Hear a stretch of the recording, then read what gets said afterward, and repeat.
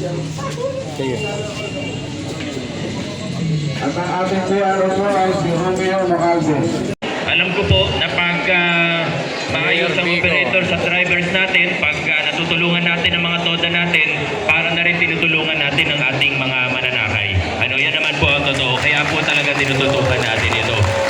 Muli po sa ating lahat, sa lahat ng mga katoda po natin, sa lahat ng opisyalis natin, mula sa hanay ng tatlong gulong, maligayang Pasko at maligong bagong taon. Harakas pa sa ating lahat. Thank you. Alright, once again, sa malakas na palakpakan sa ating City Mayor, Mayor Vico.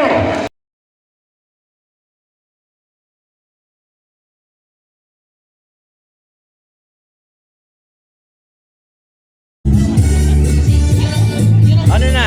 Ayan. Ano na ang victory party ng mga nanalong 2025 election ng Pertin Toda sa Barangay ng Rosario. So masaya sa loob ng aming panunungkulan ng aming mga opisyalis. Ayan. So kahit pa paano, kahit konti lang ay masayang naitaos. Ayan. So masaya kami. Sa lingkod. Ayan. So yung dalawa.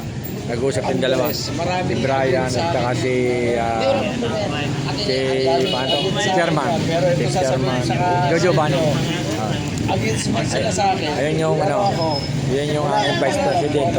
Ayun, Vice! Ano naman? Ayan. Hindi naman nainom yan.